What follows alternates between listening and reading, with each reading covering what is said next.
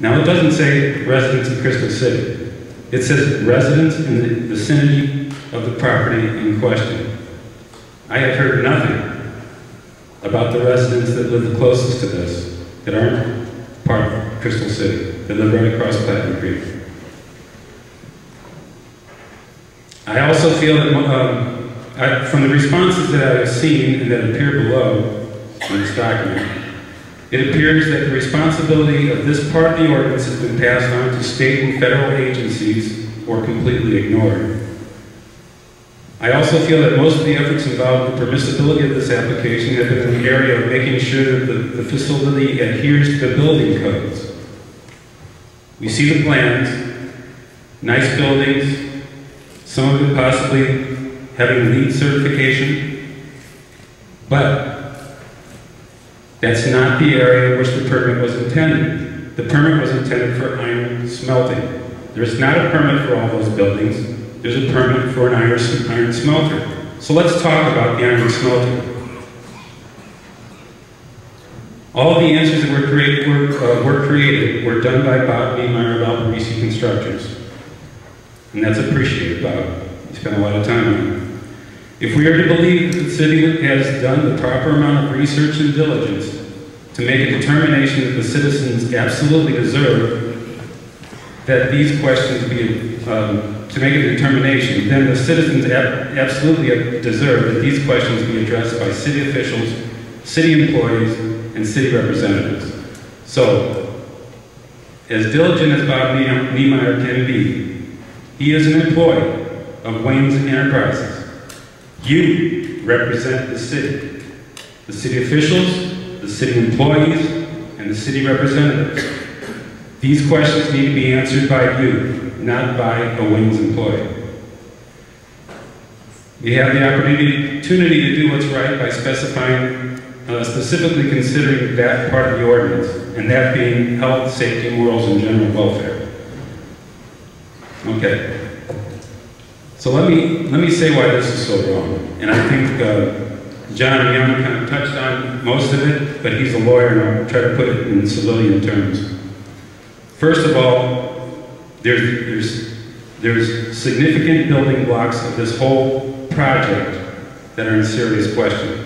One that John Young brought up is the slurry pipe.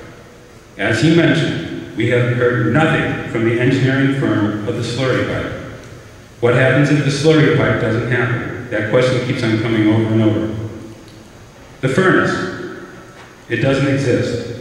Nowhere in the world is there a furnace like this. Not only that, there are no estimates of the hazardous emissions. That's the first thing that they put. In fact, Jim Kennedy, when he first started coming to town, started putting up all the numbers about the hazardous emissions. We don't even have not to exceed any type of numbers like that. And as Christy Zimmerman said, the electric induction furnace has never been done for iron smelting. The technology is pretty mature, but it's never been done for this type of thing. Number 3, lawsuits. There are currently 4 lawsuits, and they're not trivial lawsuits. They are legitimate lawsuits. They're there because things have been done that are seriously questionable. 2 of them, the most serious, one is the Sunshine Law, that things were done in secret. And as you see, slurry pipe, secret, furnace, secret, Sunshine Law. Things are done in secret, it's against the law. Another one has to do with an easement that goes right across this property, that existed before this whole project started. And it has to be dealt with, and that's that whole thing that John Young was talking about. The financing, secret. It used to be known, wouldn't have been known unless somebody brought it out, went to Washington County and found out that there was a deed that was signed over to Midmetals, a wholly owned Chinese company. Well, somehow that financing fell through. There was an estoppel agreement signed, I don't know, 1 or 2 months ago. No one knows who the financiers are. Why is that important? Because in the lease agreement that the city signed with Wayne's Enterprises, it says that that lease can be used as collateral for the financing. So, if this project goes belly up, if Wings goes bankrupt, that collateral to the lease goes to the financer. Who's the financer? Secret. We don't know. It could be the Shah of Iran. We don't know.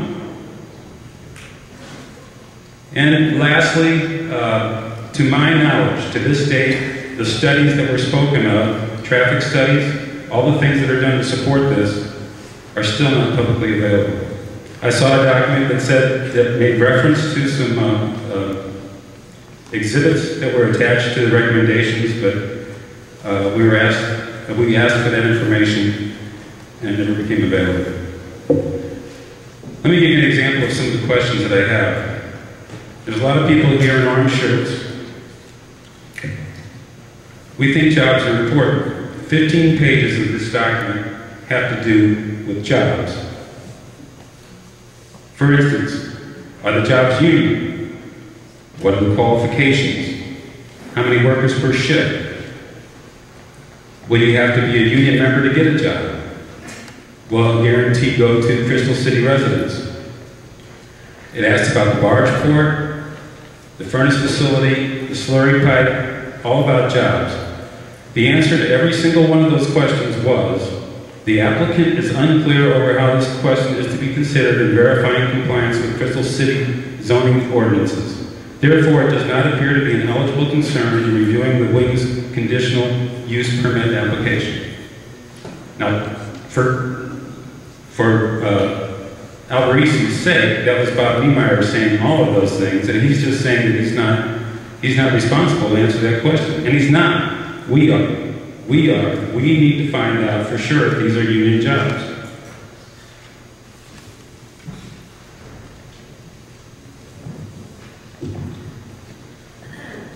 Here's one. I want to know that all the necessary easements for the rail and slurry pipe are in place before we sign off. If it doesn't work, are we not in trouble?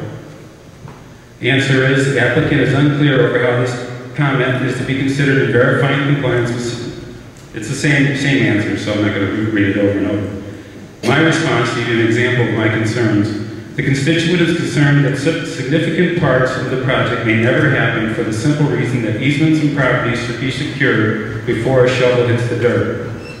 If these easements and properties are not already secured, it does not seem likely that a slurry pipe or rail will be constructed. This directly relates to the viability of the project and the possibility of the creation of jobs for our community. So, another response that I said, does that mean that jobs aren't important? If jobs, employment, and union labor are not relevant, then it should be excluded from all discussions and considerations for this conditional use permit. After all, we're talking about an iron smelter, not jobs. Granted, jobs are important. So, if we concede that jobs, employment, and union labor are considered to be relevant as per Section 9E2 of the city ordinances because it's for the health, safety, and well-being of the city, it's reasonable to assume that we should deal with the question of jobs. Then questions like this should be answered because they do pertain to the Crystal City zoning ordinances. We need to know the answers about jobs.